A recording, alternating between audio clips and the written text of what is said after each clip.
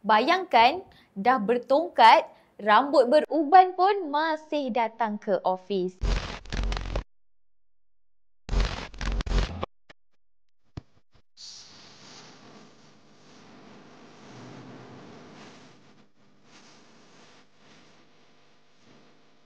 Pada 20 Mei 2025 yang lalu, Datuk Seri Azalina Othman Said yang juga Menteri di Jabatan Perdana Menteri, Undang-Undang dan Reformasi Institusi telah mencadangkan had umur bersara wajib dinaikkan daripada 60 ke 65 tahun.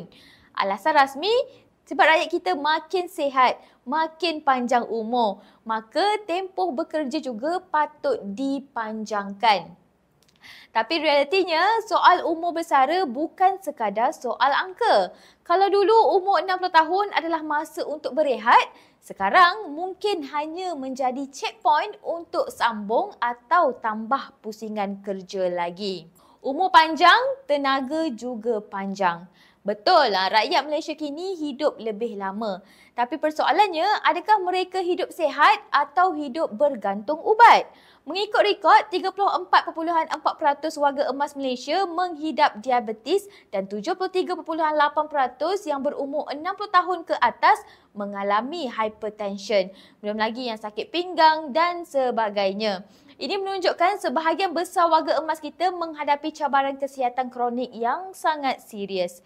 Sekaligus, menaikkan umur persaraan wajib kepada 65 tahun boleh membebankan golongan ini dan menjejaskan kesejahteraan mereka. So, jangka hayat yang panjang tak semestinya bermaksud tenaga kerja kekal cergas dan produktif hingga hujung usia. Biasanya 60 tahun ke atas dah mula berdepan dengan pelbagai masalah kesihatan dan dalam keadaan ini meletakkan sasaran umur bersara 65 tahun bukan lagi soal keupayaan, tapi ianya adalah tuntutan sistem yang menjadikan pekerja terpaksa terus bekerja seolah-olah bersara lewat bukan satu pilihan tetapi paksaan oleh keadaan. Anak muda, kelayakan tinggi tapi peluang sempit. Kesan domino jelas dirasai oleh golongan muda. Bila jawatan senior masih diduduki hingga lewat usia, laluan kerjaya pun makin sempit dan perlahan untuk orang muda. Sedikit info dari Jabatan Perangkaan Malaysia, kadar pengangguran belia usia 15 hingga 30 tahun menurun sebanyak 10.3% setakat Mac 2025. Tetapi dijangka akan naik sekiranya umur pencen dilanjutkan.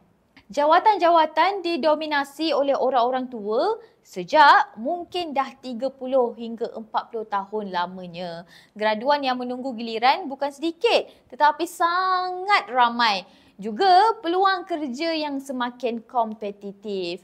Malaysia bukan kekurangan bakat muda, kita cuma kekurangan tempat untuk orang muda menyinar.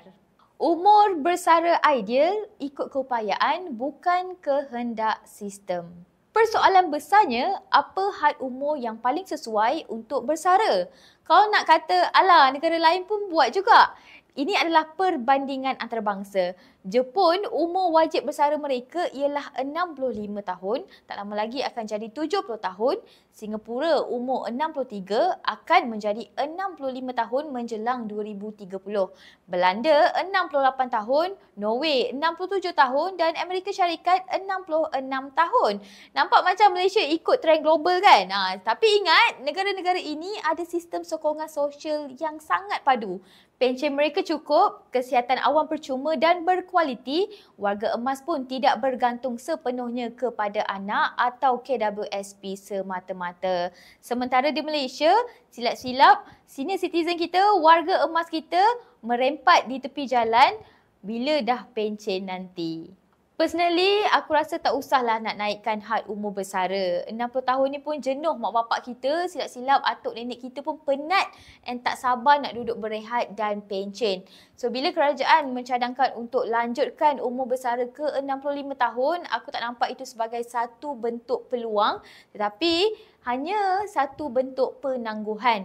Tangguh hak rakyat untuk berehat, tangguh peluang anak muda nak naik. Well, aku tak tolak umur bersara fleksibel. Tapi janganlah paksa semua orang untuk kerja lebih lama sampai dah bertongkat, beruban dan sebagainya. Semata-mata kerajaan fikir kita boleh hidup lama and sihat. Ini bukan dasar yang adil. Itu cara halus nak suruh rakyat terus berjasa walaupun badan dah tak larat.